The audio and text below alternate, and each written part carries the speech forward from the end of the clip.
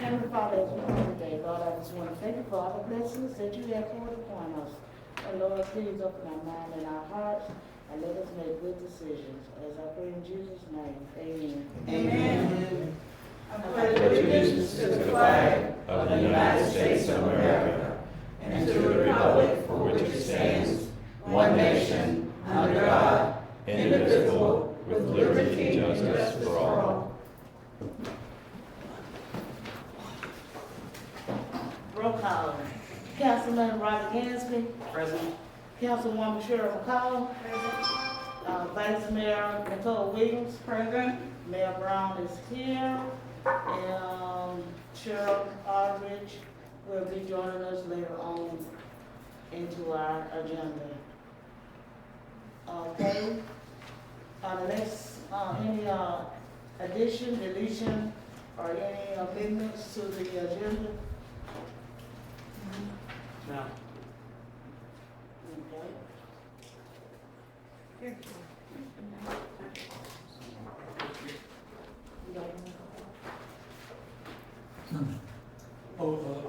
One thing I just might, if I say, just information that we will be having budget workshops on August the 19th and 26th at 5 o'clock, hopefully at City Hall, Town Hall. Not we'll be here. So you ought to write it down somewhere and say the days for budget workshops.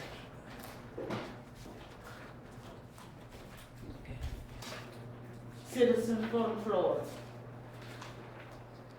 Yes, sir. Yeah. So this meeting today is about, Excuse me. I'm sorry, George Tudor, 16511 Jewett Street, White Springs. So this purpose of this meeting today is about rezoning, and one of the folks here was Cynethia. Today I went to the electric supply house and I bought one of these. And your new home typically will have 2 to 3 in each house, maybe more. So $85.80. We have an affordable housing crisis in America, and we live in a town that's got a lot of properties in a state of decline. And with respect to this accommodation for Cynethia's home, we've got a family that's making an investment in the town to be stakeholders, not renters, but stakeholders, and look after the town. And right next to her property is a place that the only solution is an excavator and a dump truck to remedy that. It can't even be fixed. And so, as we look at this issue today, I'd like to be realistic about the reality of the world that we live in today. I've watched the price of construction materials just skyrocket in the last 5 years. And so to expect that we're going to somehow see this town suddenly have all these people come in with all kinds of deep pockets to build beautiful, traditional style homes is just not realistic. It's just not going to happen. And so we have to accept that and work with the people that are trying to take a stake in this town and address those derelict properties that are eyesores out there. So that's all I have. Thank you. Thank you. Anybody else? Nobody? Okay. We're gonna take a 25-minute recess. We're waiting on our attorney, so we can give her 25 minutes to get here. Traffic, is getting here. Don't look all stressed out. You hide it well? Vacation. Practice. Riding on 2 wheels are coming in. Yeah, Charlotte. That's okay, White Springs, they got no cops. Are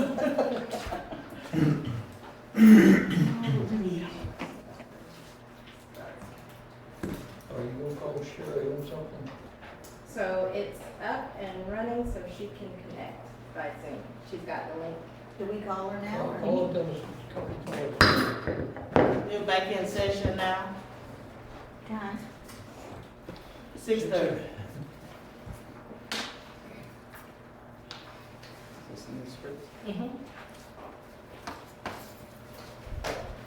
So, call to order. I will be chairing the quasi-judicial portion of the public hearings.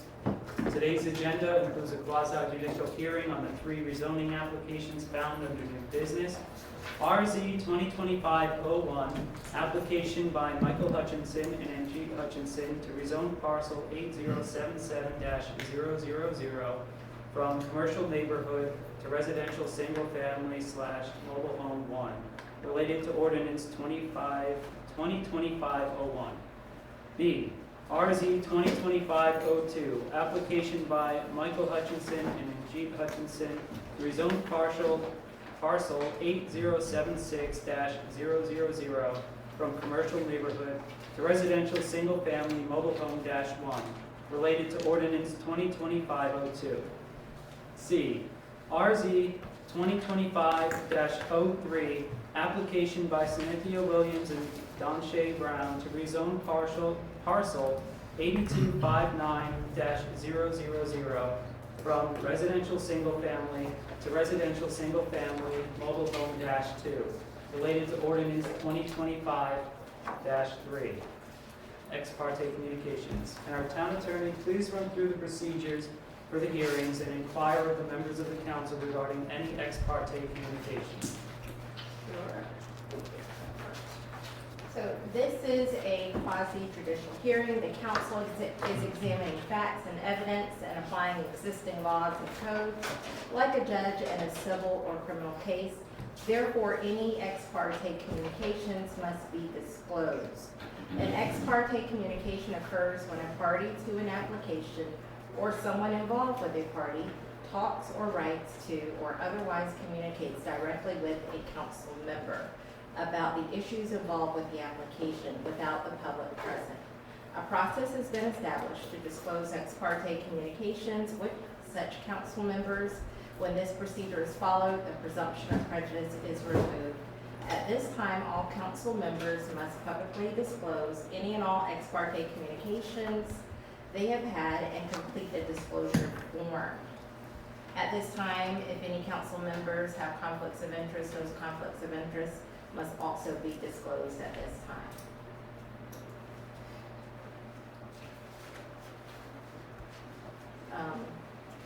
Start. Okay, I'll start. I'm the chair.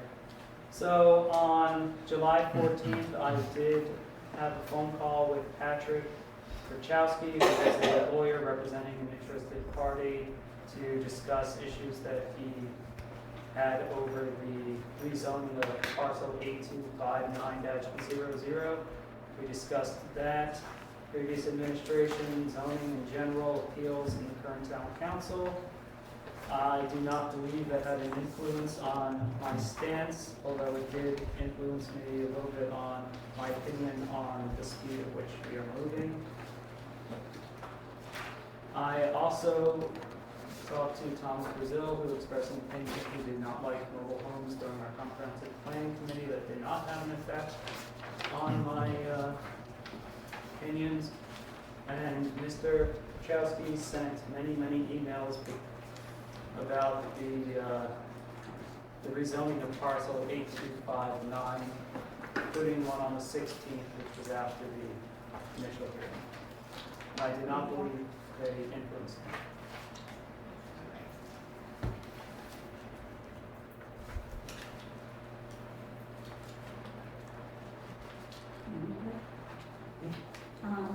As far as the ex parte, I filled one out last month, for the 14th, and I haven't done anything different since then, so I'm gonna ask that stand, please. And mention just on the record what those communications were. I don't remember, I'm not prepared, because I thought they were done when they were done there, and it would be Okay. anything between then and now. And I haven't done anything between then and now. Okay, so you disclosed communications with Patrick Kurkowski, is that his name? And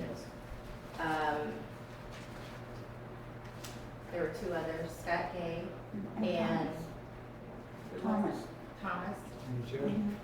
Oh, Thomas Brazil, and was it Peter as well? No? I don't think so. Okay, so those were your disclosures, and they were in regards to application 2025-03. And then state whether they had any influence on your decision. First one, just look this question here. Did this communications influence your decision in any way? Yes, I heard it. Today's the 28th? I answered no. Okay. Okay. Oh, I had to answer that out loud? Yeah. I'm just feeling it. No, that helps.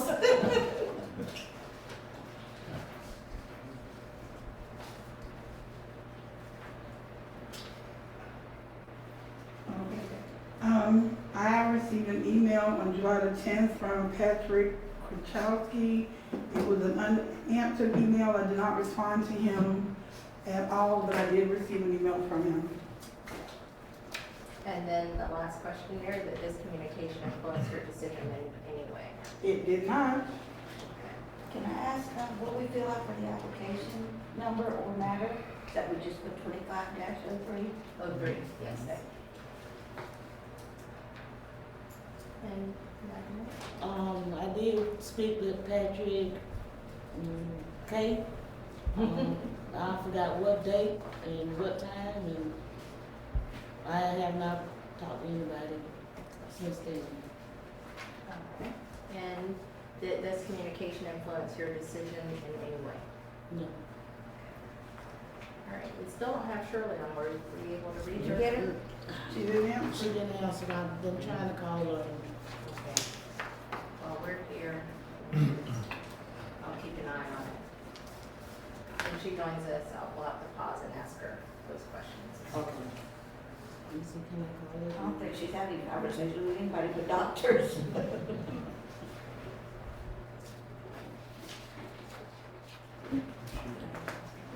Everybody fill in our witness forms, I guess.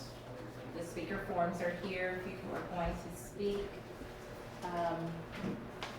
Please complete a form. You need 3 forms if you're speaking on 3 resolutions. Thank you. If you would like to fill out a witness form, can you please, or speak during the presentations, can you please fill out a witness form? Do you need a form for each? No, just Any one. of the citizens. One For each one resolution. It has all the different ones on there so they can check off. But it's not. Is this a form or? Yes, ma'am. Yes.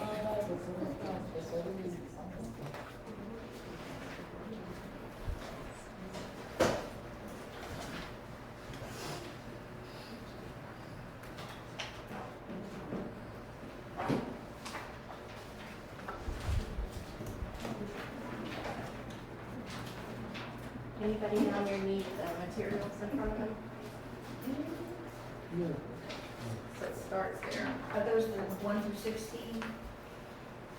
These are the packets with the. Do you have words 1 through 16? We're going to be answering questions on. Yes. Because I grabbed the wrong folder.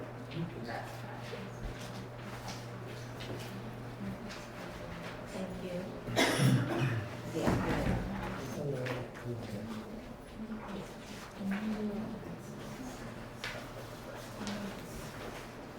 It starts on page 58. 24. 24 of the packet. Page 24. You got yours. Materials. Yeah. Any materials? Here's the same ones from 2 weeks ago. So we need two of these, right? I'll pass them out. With each one? Yeah, that way I Okay. can make sure you. So this one,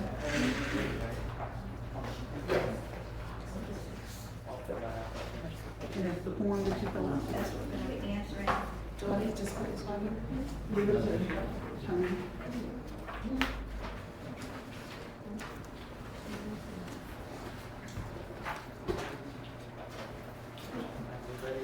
These are the 16 for this particular. Swearing in of witnesses. While the council welcomes comments from all persons with an interest in this proceeding, please note Florida law requires that only competent, substantial fact-based testimony or evidence be considered by the council in deciding the quasi-judicial matters.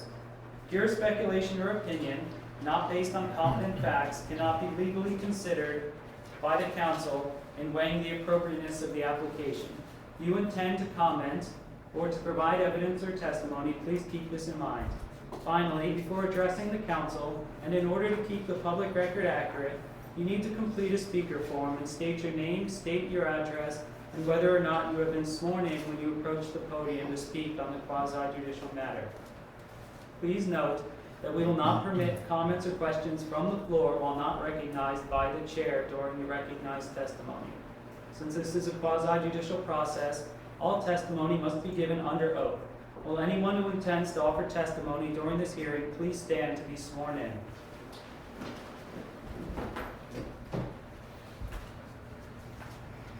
Okay, do you swear or affirm to tell the truth, the whole, raise your right hand. All right, do you swear or affirm to tell the truth, the whole truth, and nothing but the truth? Yes. You want, okay, slow. Okay.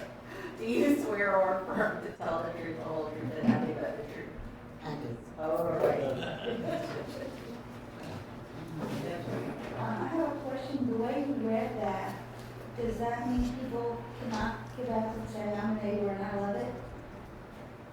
They can They get up can, and we say can't it. give that any weight in our decision. Okay, so- but they can come and But say they, it. you can't tell them they can't. Okay, that was just my question, it was just when you read it, thank you. Council members, you have before you proposed rezoning application RZ 2025-1, filed as ordinance 25-1.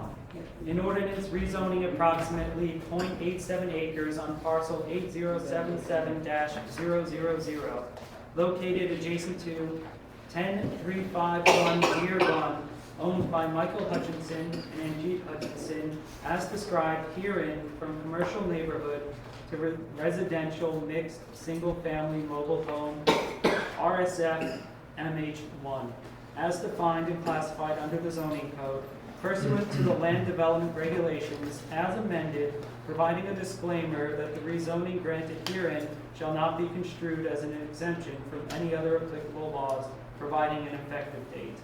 Mr. Garrett, can you please present the staff analysis of the application for parcel 8077-000 and proposed ordinance number 2025-01?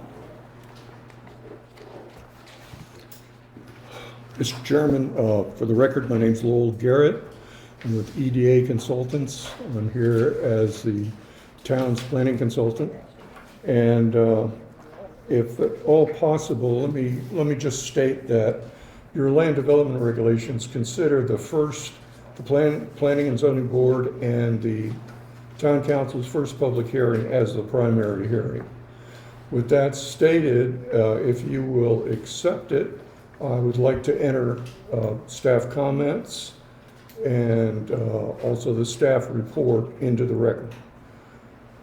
And this was the staff report and staff comments that were provided on July 14th. Does that mean in lieu of reading everything you read last time? That's up to you. I mean, it's you really had your primary public hearing. The staff has made the report and it's been submitted in the record. But I'm here at your request. I think you might better use my time tonight to answer any questions you might have. But that's up to you.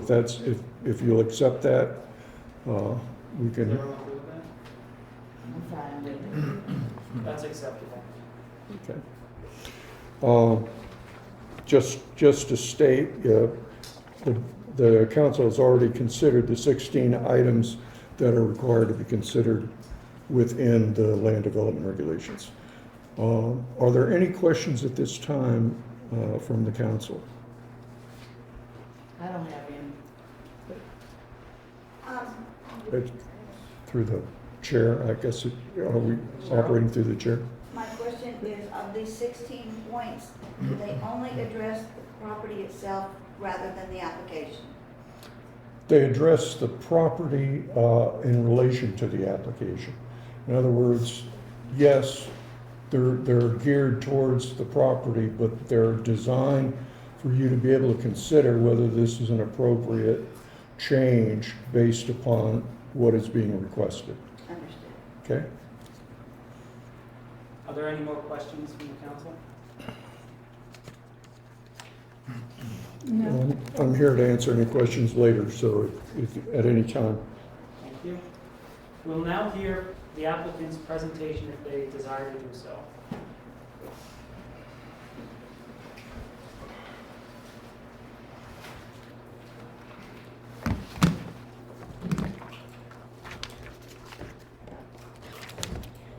Good evening, Mayor and members of the council. Thank you for your time and allowing us the opportunity to speak tonight.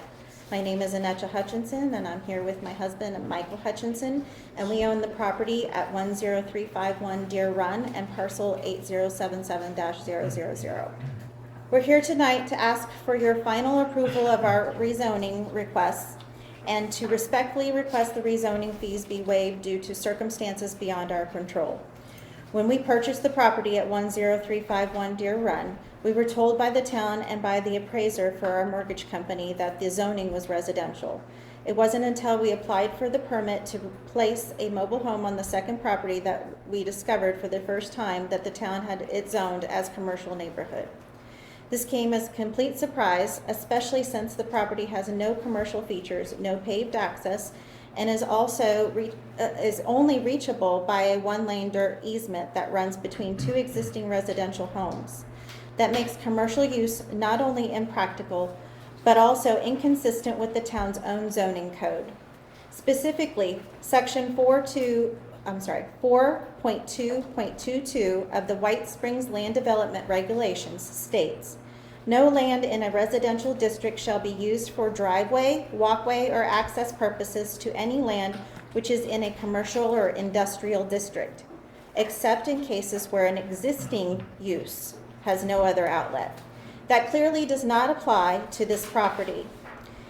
So even if we wanted to use the parcel commercially, we would not be legally permitted to do so under town's code.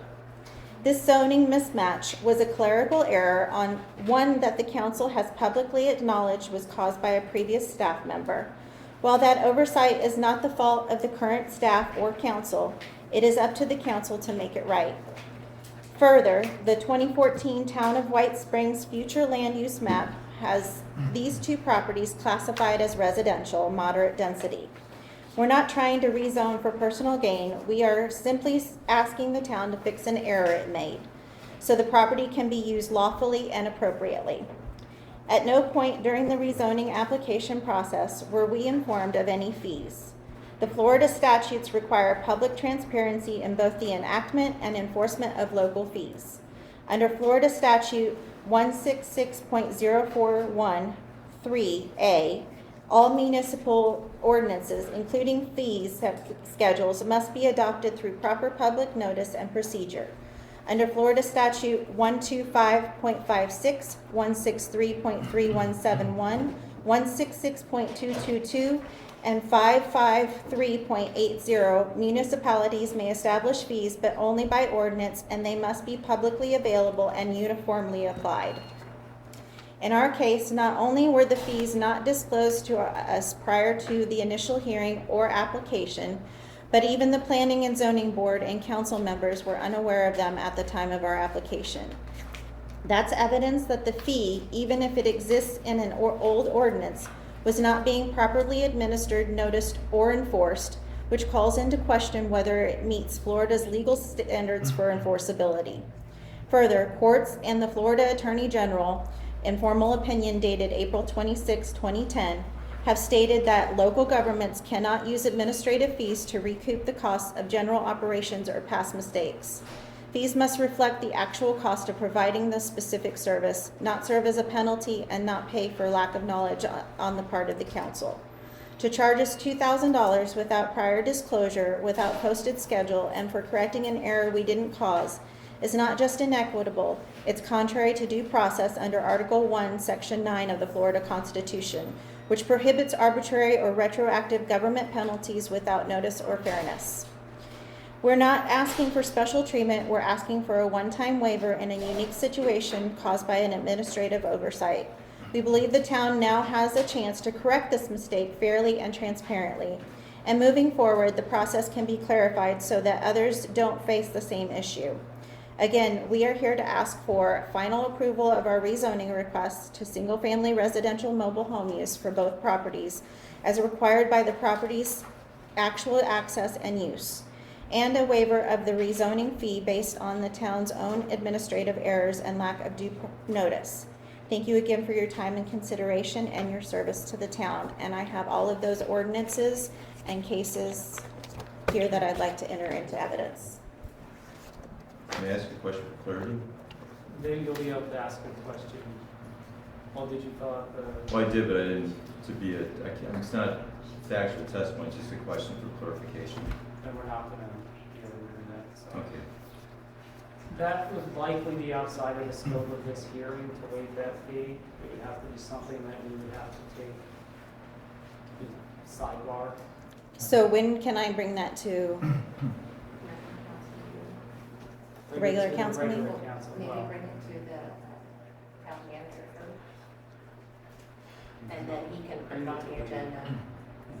Town manager first? Okay. Yeah. If you provide him with everything, and then he can decide where to put it on the agenda. Mhm. I think the most pertinent part is the town's own code. That one that says you can't use our property for commercial use because of the easement, so. Like an Airbnb?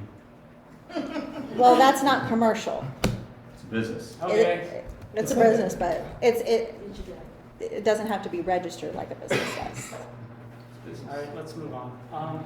Do any of the council members have questions for the applicant? No.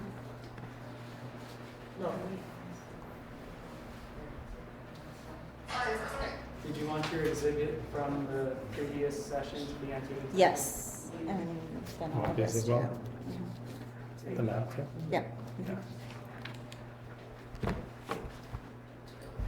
So I guess my question is, are you fine with us coming to a judgment tonight without resolving the yes. fee? On one of the issues, the rezoning, Yeah. and then we'll get back to the fee? Yeah. Okay. That was my only question. Are there any other questions from the council? How much is the fee to applicant? $1,000 in application. That was part of the original resolution, that they wanted to waive the fees for only these 3 properties. Yeah, Cheryl had an issue with that. The next step in this quasi-judicial hearing is the opportunity for public comments. The opportunity, you may.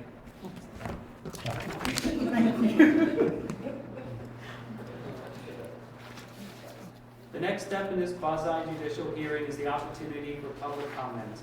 The opportunity to cross-examine any witness will be provided to those who are legally deemed to be interested parties with standing. This is limited to those who either are making a procedural challenge or a substantive challenge who can prove a special injury differing in kind rather than degree from the general community. Angelina, did you wish to speak on this? Did you wish to speak on this? Just once they check on? Yeah. Okay, then move forward.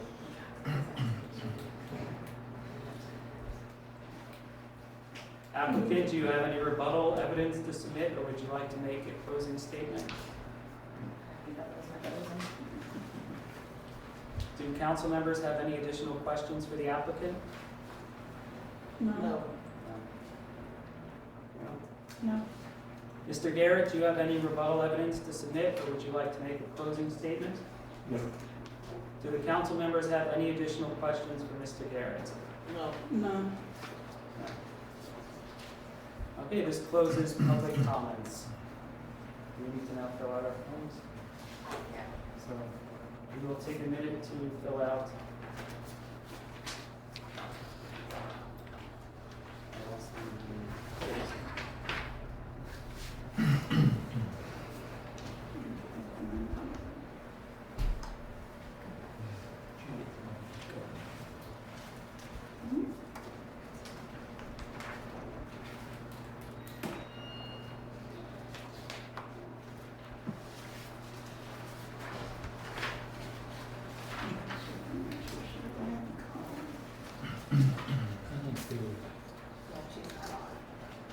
No, I was checking my phone, that's why I was checking to make sure I got my ringer off, so make sure she didn't try to call back.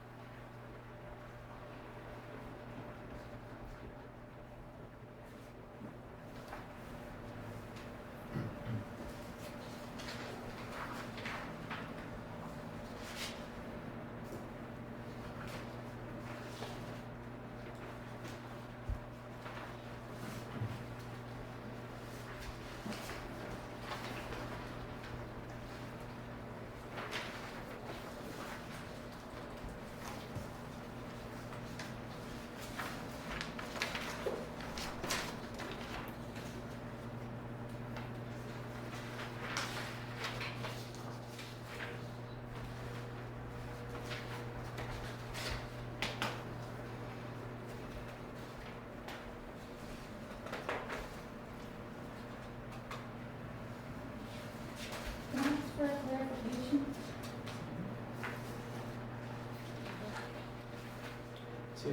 We're past that part, but just on numbers, the wording of number 16. Garrett? Is Garrett?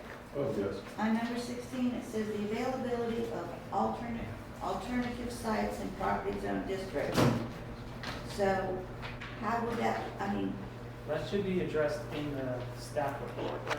Yeah. Oh, is well, it- I read it, but I still don't It understand. was addressed, but I can answer the question. I mean, It would be an inordinate burden for the property owner to find another site as they have their unit there right now. so that would be a yes. Okay, so yes, that would be appropriate. I just didn't know which way it was. I wanted an answer. Thank you.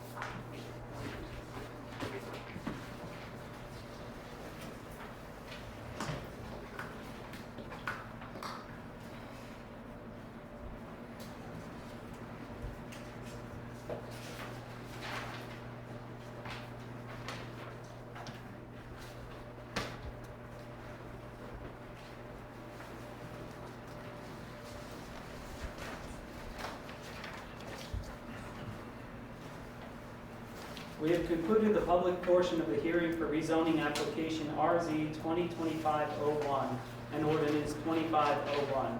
Council members, you have heard the evidence presented at this hearing along with the findings of staff. Is there a motion for consideration? I move that we approve, RZ 2025-01. Second the motion. It has been motioned and seconded that we approve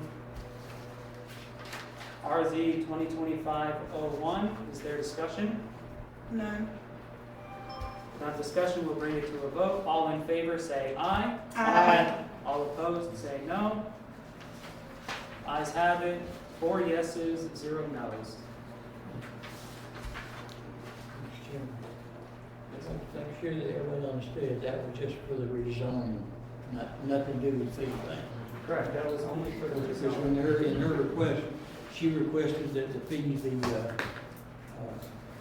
waived.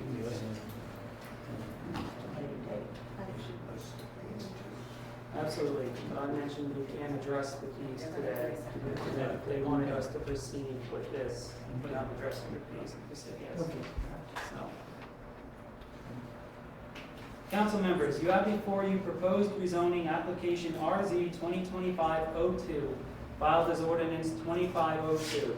An ordinance rezoning approximately 1.37 acres on parcel 8076000 located at 10351 Deer Run, owned by Michael Hutchinson and Annette Hutchinson, as described herein, from commercial neighborhood CN to residential mixed single-family mobile home RSF/MH-1, as defined and classified under the zoning code, pursuant to the land development regulations, as amended, providing a disclaimer that the rezoning granted herein shall not be construed as an exemption from any other applicable laws, providing an effective date.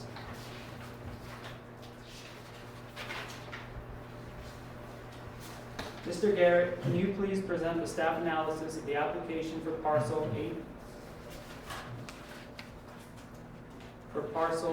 8076 and proposed ordinance number 2025-02?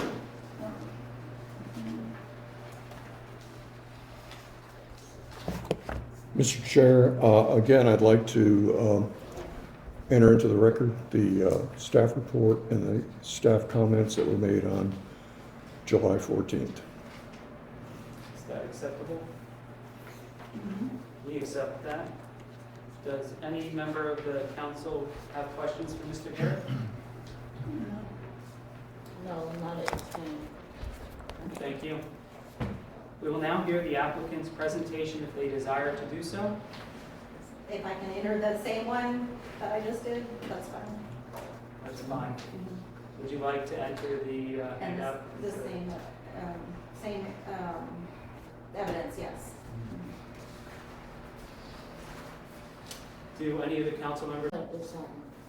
Thank you. The next step in this quasi-judicial hearing is the opportunity for public comment. The opportunity to cross-examine any witness will be provided to those who are legally deemed to be interested parties with standing.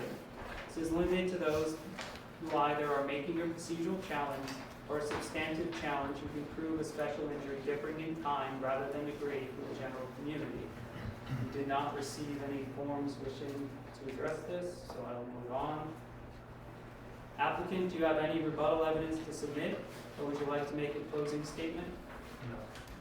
Do council members have any additional questions for the applicant? No? Mr. Garrett, do you have any rebuttal evidence to submit, or would you like to make a closing statement? Do council members have any additional questions for Mr. Garrett? No. No. All right, we're going to take a moment to fill out the next form.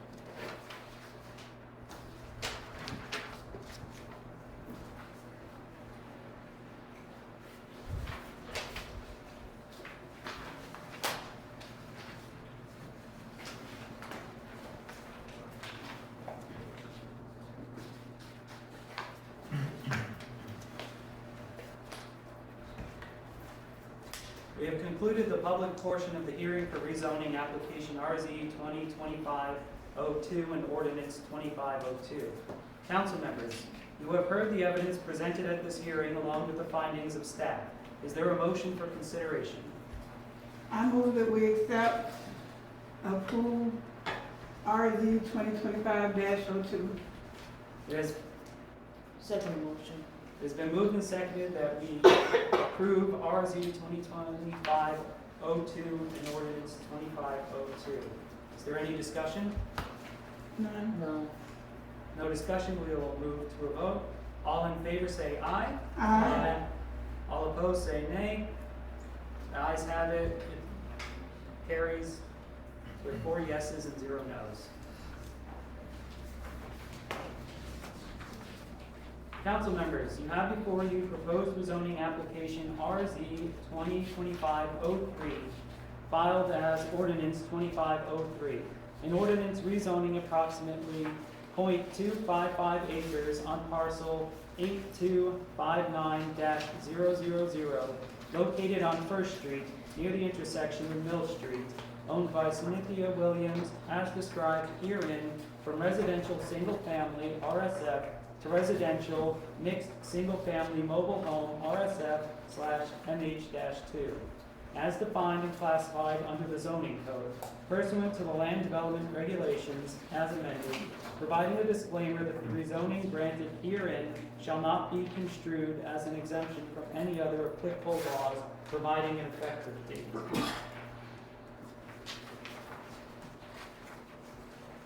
Mr. Garrett, can you please present the staff analysis of the application for parcel 8259-00 and proposed ordinance number 2025-3. Mr. Chair, council members, again, I would like to, with your permission, enter into the record the staff's report and comments that were made on July 14th. I'm here to answer any questions you might have on this application.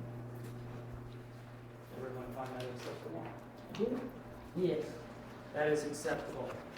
Do any of the council members have questions for Mr. Garrett? None. No.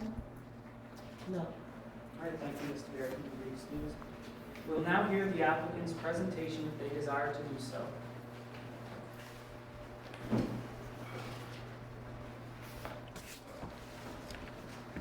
I'm Cynethia Williams. I live at 16974 Sunrise Drive, White Springs, Florida. I'm Donsha Brown. I'm temporarily residing at 16974 Sunrise Drive, White Springs, Florida. Dear council members and citizens of White Springs, Florida, good afternoon. I want to thank everyone for their support during this stressful time. Rezoning partial 8259-000. Thank the council members for the vote of 3-1. 3-1. One thing I can say about the citizens in White Springs, they do show love and concern. Working at Town Hall, I have met and greeted a lot of people, and they have shown their overwhelming support for the rezoning of the property. This letter serves as a formal request to initiate the rezoning process for the property listed above. I received the homeowner's permit and was not aware that there was any issue with the zoning of the land until my third and final request for inspection. This entire process has been very costly. Clearing the land, purchasing land, moving the mobile home, purchasing the mobile home, sewer, water, electrical, labor costs. In the short time that the mobile home has been placed there, we become quite acquainted with the Church of God and surrounding neighbors. My home does not have a negative or visual impact on the neighborhood. The home is an up-to-date 2021 well-built home in excellent condition. Also meeting the Pacific HUD code standards for wind resistance, category to wind zone 1, 2, and 3. I took the necessary precautions to make sure the home is properly secured with the correct tie-down. You hear, unlike a traditional manufactured home, that they do depreciate and are not well built. This is not the case with this home. They are selling far more than original purchase, just like traditional homes. They are built like real homes, so they go in value like real homes. But the most important thing is that there are several surrounding mobile homes in the area within foot of my front door. I believe rezoning my property will more accurately reflect both the existing use and the surrounding neighborhood. Upon completion of the rezoning process, the potential benefit of rezoning will provide additional water revenue, increased tax revenue for the city, provide a stable, reliable, comfortable, and beneficial home for a single mother with 3 kids. We respectfully ask the council members to grant this rezoning request. Thank you in advance for your time and consideration. Do any of the council members have questions for the applicant? Yes. Thank you. Thank you. The next step in this quasi-judicial hearing is the opportunity for public comment. The opportunity to cross-examine any witness will be provided to those who are legally deemed to be interested parties with standing. It is limited to those who either are making a procedural challenge or a substantive challenge who can prove a special injury differing in kind rather than degree from the general community. We'd like to call Angelina Henderson, please. When you approach, please state your name, your address, and whether or not you've been sworn in. Hi, my name is Angelina Henderson. I live at 140 Southeast Jolene, Lake City, Florida. I was born here in White Springs. I have family here in White Springs. And I'm not a politician. I don't know anything about ordinance, but I know that ordinances are there to protect the community, to beautify the community, to make sure that what you want in your community is what you get in your community. The said property, I passed it by numerous times, and it baffles me to why anyone would have an issue with such a potential beautiful home. White Springs does have properties that need to be addressed as negative impact on the community and the growth of White Springs. This is not one of them. We should embrace a young citizen that is ready and able to pay taxes to increase the revenue, an outstanding citizen of a small community. We shouldn't be separated. We should band together to uplift her. It would be an injustice to impose any more obstacles to a positive endeavor. We got to stand together. We have to be together. We don't have much, but together we can do this. I'm just asking y'all to, council, take into consideration what she's already been through, and please vote for this. Thank you. For the record, can you state whether you swore in or not? Excuse me? Can you state whether you swore in or not for the record? Am I what? I'm sorry. You swear in. Oh, yes, I swore. I swore. We don't tell. I work for the Department of Corrections, so I swore. Next, we have Scott Gay.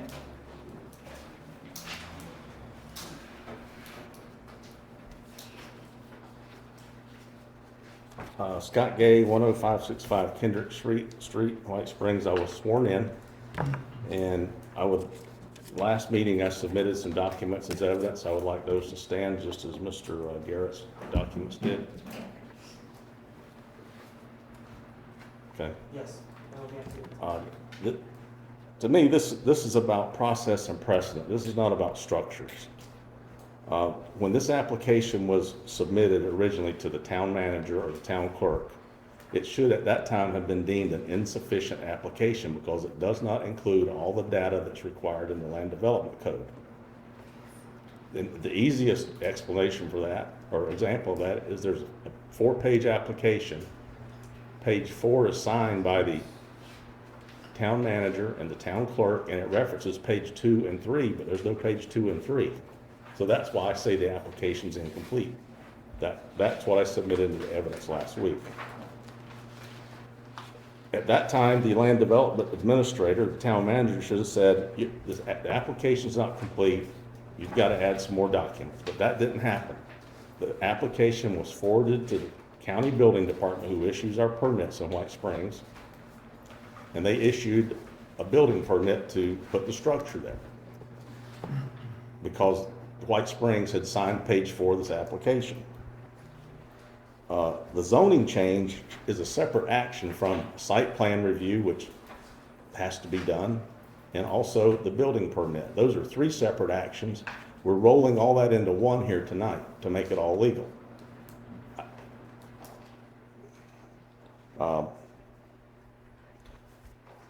By approving the action, you were going to be complicit in perpetuating the illegal application. It became an illegal application when it was submitted to the building department by the town administration. Mr. Swieger was not consulted about this application, although while this application was underway, he had been consulted on the Diamond Street plats and the comprehensive plan that the town's undergoing. So if he was consulted on those, surely the town administration had knowledge to ask Mr. Swieger about this rezoning application.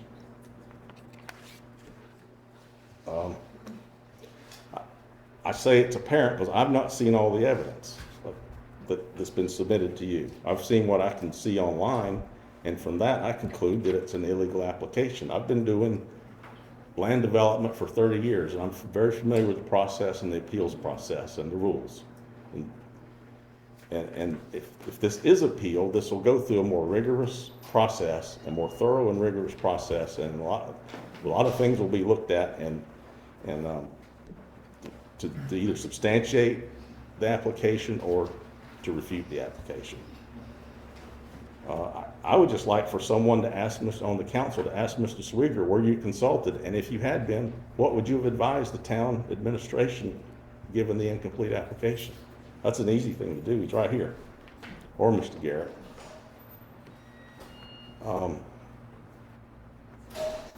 You were advised to proceed with this application by Ms. Jean Bart, but she's really not a land use attorney.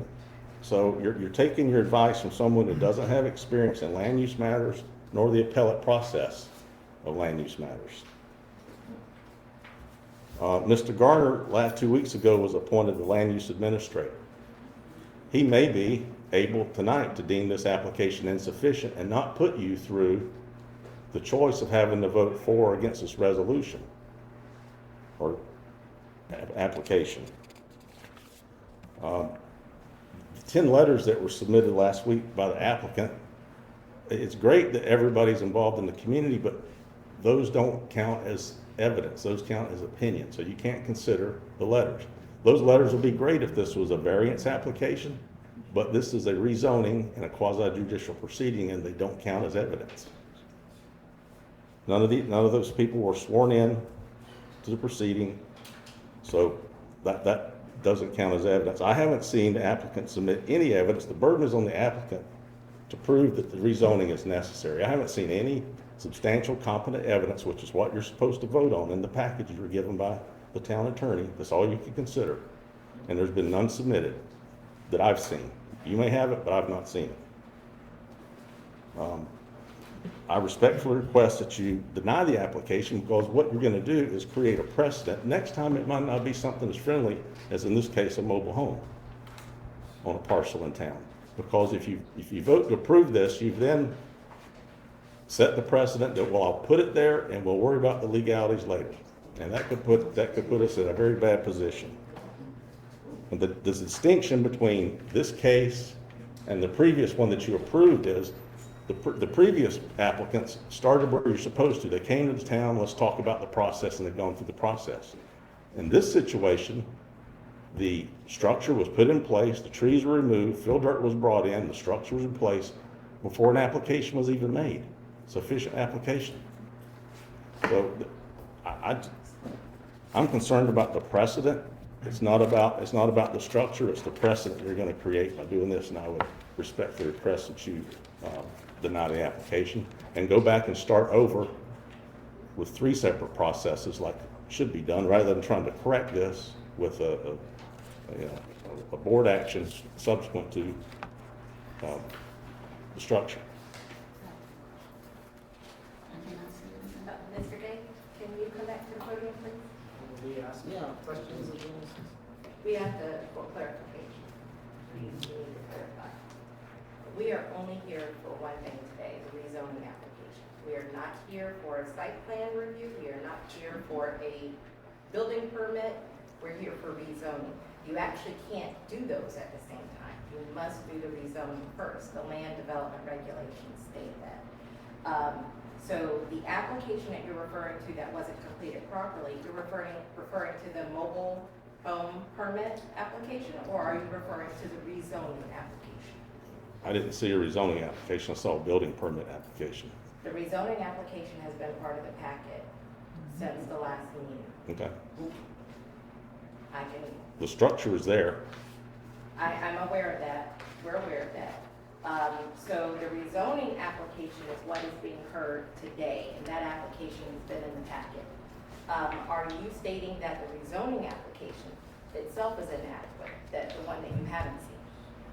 If I haven't seen it, I can't. Okay, so you're not stating that the application that we're actually here on this evening is inadequate. We are doing only one thing, rezoning today. Okay. There will be other opportunities, if you so feel, to come before and address the other issues as those things are actually performed. But the first step is the rezoning. And to clarify, the Hutchinsons and Ms. Williams are essentially in the very same position. The clerk gave them the wrong information. I don't know how that's different. It's actually more egregious in Williams because it's in writing and it was submitted to the county. And that caused her to then expend money. There is a concept called equitable estoppel. She was reasonable to rely upon the clerk to know how to do her job and put down the right zoning and get the approval for the county and proceed. She spent money based on that. I may not be a land use attorney, but I'm an attorney. And one thing I do is a lot of constitutional law, and I know how to read. And so, yes, this is not my area of practice, but any area of practice can be done from a legal standpoint if you have the skill and knowledge.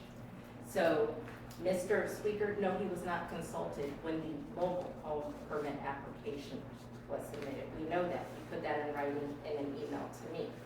And so, but he was consulted about the rezoning application, which is why we have the staff reports that we have. And so, to make sure that we're all on the same page tonight, is about the rezoning application. The mobile home permit had the wrong zoning on it. Just like the clerk told the wrong zoning to the Hutchinsons. And so, how that happened, we don't know.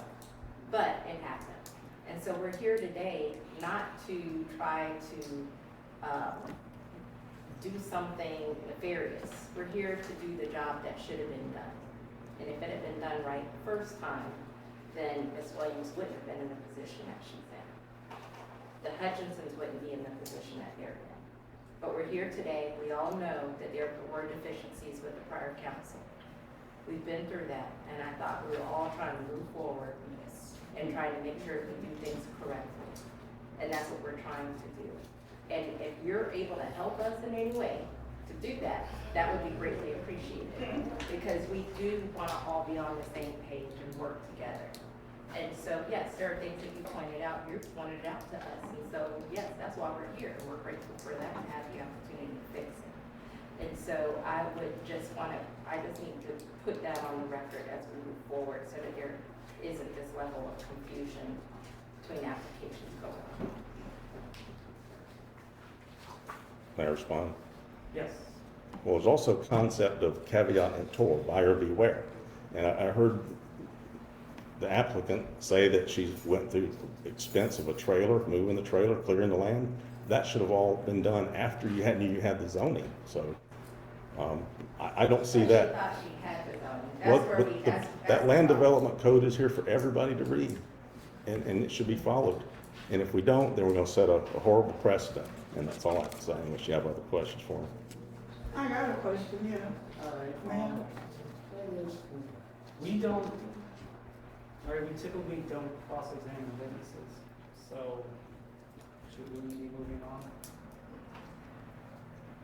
I got clarification.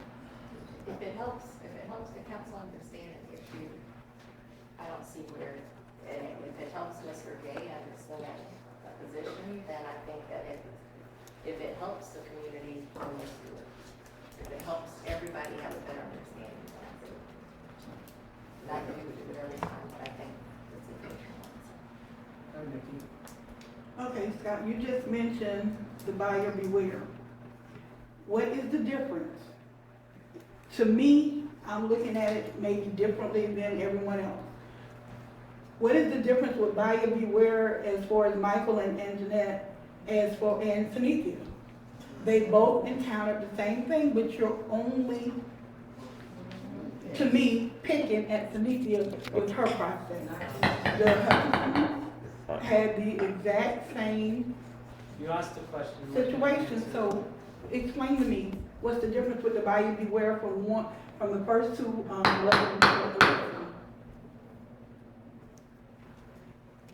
Well, and last week, as part of the evidence I submitted, is another section of the Land Development Code that talks about non-conforming uses. So when our Land Development Code was adopted in 1998, signed by Mayor McCall, it's a green book that, I don't know, it's on all kind of forms now, but there's a section in there that said any structure that exists at this time in 1998, it can continue in perpetuity as long as it doesn't go unoccupied for 6 months. The Hutchinson's place, and this is why I believe that there's in the Land Development Code, there's a process for zoning changes.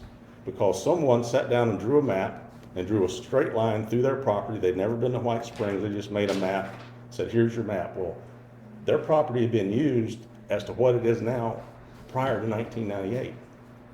The distinction, Nikki, is that prior to 1998, that was a pack of woods over there at Cynethia's lot.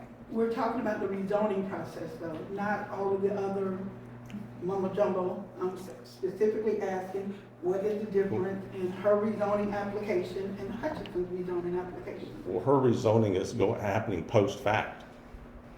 That's not our problem. You all stated before what the previous council did. We were supposed to let that lie and we start over. So what is the difference between the two applications? One is going from residential to residential mobile home. The other is going from commercial to residential. So what is the difference with the buyer beware that you mentioned? Well, I can't answer any different than I just did. It's in the Land Development Code that the use in 1998 was. Yes, I have a question. When you first found this out about the rezoning, did you go to the manager or the council and try to, or to Cynethia and try to help her to correct the problem? When I found out that this was going on, we were in Tallahassee, and the town manager wouldn't speak to me. I haven't spoken to the town manager in a couple of years. So She wouldn't take my calls, she wouldn't return my emails, and she certainly wouldn't have a discussion with me. So you never approached the last council about this? They were gone by the time I knew about this. So you see, it's put us in a bad feeling about this, because it seems like when you're picking on one, and not picking on the other. Okay.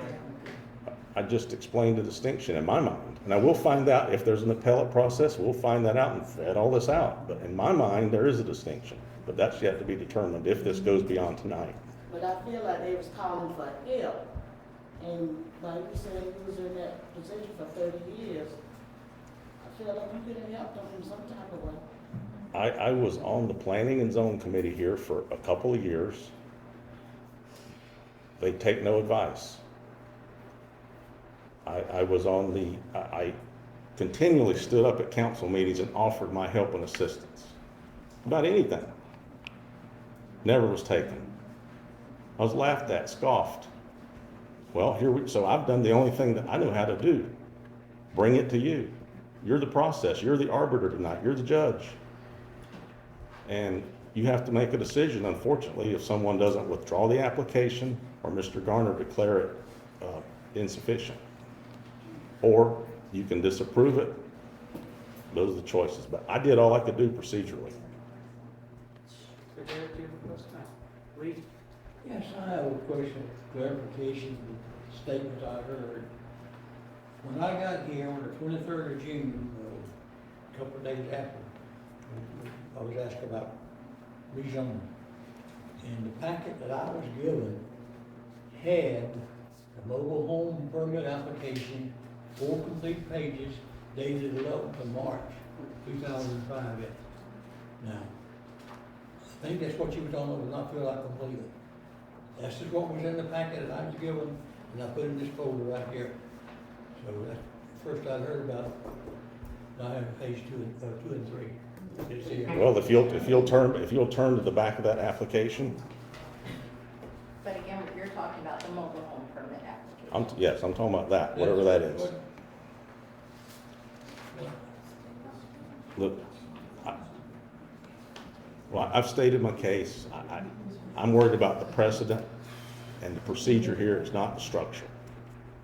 And I know nobody can believe that because it's just difficult to understand land use regulations and why they're here. But they exist to protect us all. Whoever was just up here talked about protecting. Well, that's what those land use regulations do. Because if you open this door, you won't be able to tell the next guy no. Each application is All right. different. Well, we'll Leslie, find there's out. one more question. Scott's not on trial here, right? We're trying to approve or disapprove an ordinance, right? Like, the previous administrator hated him, right? Asking why he didn't work with them on something is silly. We all know why they didn't work with him. But let's move forward with the business at hand. Leslie has one last question, and then we can move forward, okay? So if I understand, your concern is about the process? And how would that process be fixed? What would need to be done to fix the process, in your opinion? The application, the interaction between the town and the county is broken. The county will tell you now they don't even call White Springs anymore because they wouldn't take calls. They just issue permits. And I believe that, That is probably something that could be worked on. That's something, but for you this asked me. application, like what is your opinion about the process that needs to be done to fix this process and make it correct? Well, we need to have a competent town manager and land use administrator. We did not have that. I could cite you 4 examples of this same circumstance that proves to me that it was either nefarious or incompetence. But that's beyond the scope of this. But now Mr. Garner's here. He could probably look at that application and go, where's page 1, 2, and 3? I see you signed page 4. I'm sure you'll do that, won't you, Mr. Garner? He says he's got them. I've got all three. Okay, well, I can't see what you got from here, but, There's 1, there's 2. okay, on what, There's 3. okay, there's so, 4. all right. On the page that references page 2 and 3, where is that? But that's the mobile home permit application. Yeah, well. So you're asking me a question I can't answer. Okay, well, that's. So. We want to get this right. And we don't want to play tricks and games. We don't want to fall into some hidden traps. If there is something about the procedure for this rezoning application that you think needs to be done, we want to hear it. Because we want to work with you. We're trying to listen to you. We're open.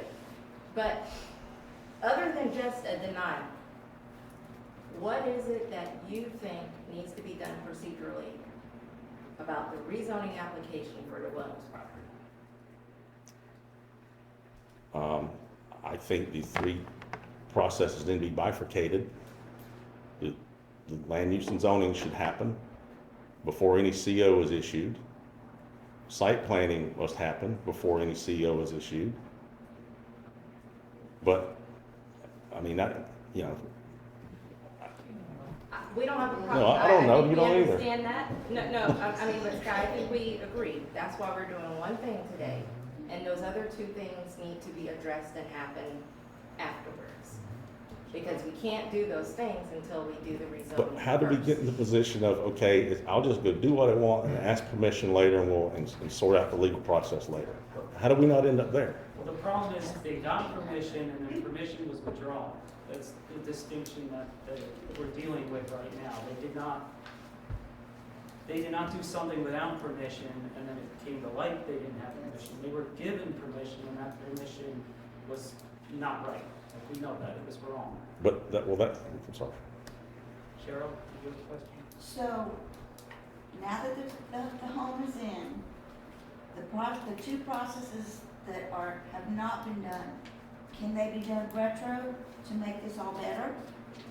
Yes, that's what we're working on, making sure we do, that we get all the processes done before they have their occupancy. And the difference between Cynethia and the Hutchinsons is that they never got to the point where they put theirs in, so theirs are in the correct order. Hers are just out of order because she was given the wrong information. By the town and the county approved it as well. Okay, The town and the county. that clarifies it. It sounds like when the Hutchinsons went to the county didn't approve them, and that is where they stopped. But in Ms. Williams' situation, it sounds like the county. So now she can go back and have whatever two things were not done, and if there's a little tweaking here and there, then she'll be responsible for tweaking it. Right, because the county is not gonna issue her occupancy until we complete these steps. So the process has been on hold. So While once we we've been do going this, through then the other two processes can go up. We can So address she could those then. Yeah. What you still haven't addressed, the burden is on the applicant to prove that the zoning change is necessary. It wouldn't be necessary if there wasn't a structure already there. That's why it's all of a sudden necessary. And so why wasn't Mr. Swigert consulted? That's what concerns me is we got 4 people in the office that work with Mr. Swigert on a regular basis on other issues. Why wasn't this brought up and asked? Well, we can't address that. I can't, that's just a question, but I don't know. But moving forward, I think that'll happen.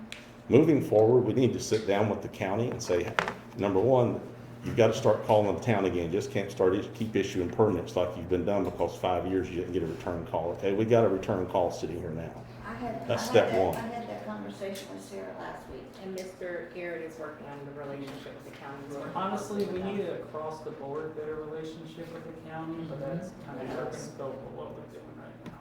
I think we're doing better now than previously. It's certainly not just, all right, Okay, thank you, move Scott. on. Applicants, do you have any rebuttal evidence to submit, or would you like to make a closing statement? I do.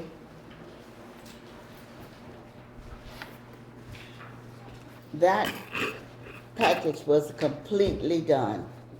In fact, when I presented it to the building department, there was something missing, and Miss Sarah called me, and I had to go back up there twice to take care of something with the package. So that package was a complete package, and I did not start any work until the permit was issued to me. So you cannot say that I cleared anything. Why would I clear anything when I did not have the permit? I got the permit, then I started work. I have That's- something to say. Had I not been working at the town of White Springs, I would have never been notified. Yeah. I'm sworn in. You were sworn in? Yes. Okay. Have I not been We working didn't, at the that's town right, we of didn't, White wasn't Springs, notified. I would have never been notified About about the property. About the property, about Nobody the notified issue. us. The only way we know about the issue of the property is because of 119 was requested. That's the only reason we know. We did not receive a call from the lawyer. We did not receive a call from Scott Gay. No one. The only way we know about it was because of 119 was requested. And with other information that you requested via 119, I don't see why you didn't request this at an earlier date. You waited to the new And council. Scott, you've spoken to me Okay. plenty of Excuse times. me. Go Did you ahead. want your letter and Sherry to have it? Yes, I do. Do any council members have additional questions for the applicants? No, I don't. I'm a little bit tired of it. Mr. Garrett, do you have any rebuttal evidence to submit, or would you like to make a closing statement? Do the council members have any additional questions for Mr. Garrett? No. Would you mind answering that question Scott asked earlier? If they brought you the zoning not zoning application, the mobile home permit, Would have that been something you passed? Have you seen that? No. Would you even review it? If they sent it? I think that would be up to y'all. I think probably the best thing that you could do would be to sit down for a few minutes and discuss procedure at another meeting, of course. There's some very simple things that you can do to solve this problem. And so as far as your action as a board, I think that as a city attorney said tonight, you're dealing with one issue. These other issues, I think you can sit down and go through procedurally to your satisfaction. If you want us to review anything at any time, we'd be glad to do it. And that's what we're here for, is to help you. But you gotta let us know. Do the council members have any additional questions for Mr. Garrett? No. Mhm. Thank you. All right, we're gonna need a few minutes to fill out our forms and then we'll. Can I ask you something? What are the two other procedures besides the zoning? Site planning and permitting. Oh, Do you have another form? Did I have it? Yeah. One where they got Here it is. buried, so. That's, Oh, I have mine.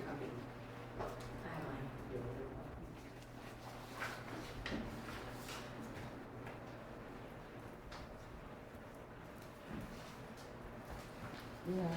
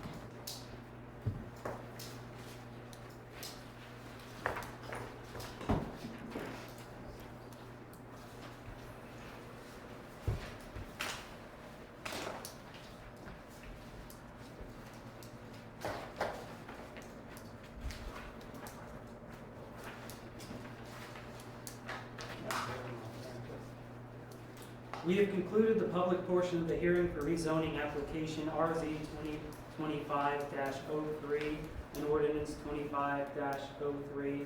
Council members, you have heard the evidence presented at this hearing along with the findings of staff. Is there a motion for consideration? I move that we approve RZ 2025-03. Second motion. It's been motioned and seconded that we approve application RZ 2025-03 and ordinance 25-03. Is there any discussion? None. I have a question. When it had the approval, not approval, or with conditions, if I approved it with conditions, is that noted in the vote or not? It would be based on the motion that's put forth. If you put forth a motion like that, then that would be a motion. That motion vote makes sense? I mean, that's up to, Well, you would Yes, have or- to move to amend the motion to include whatever stipulation you're trying to include. Okay. What's the condition? The site planning and the, That's a whole different Yeah, no, process. it's okay. no, but just that it's follows. But that has nothing to do with what we're doing here now. This is something totally different. the LDR states that it follows. Okay. Is there any other discussion? No. It's been motioned and seconded that we approve application RZ 2025-03 and ordinance 25-03. If there's no more discussion, we'll bring it to a vote. All in favor say aye. Aye. All opposed say no. The ayes have it. Motion carries with 4 yes votes and 0 no votes. The council has heard and voted on all applications. This ends the quasi-judicial portion of our meeting. The mayor, you take over. Oh, thank you. I move to adjourn the meeting. Hold on. Hold on before we adjourn. Let me give you all some community updates. And I hope that everybody will be aware of our updates.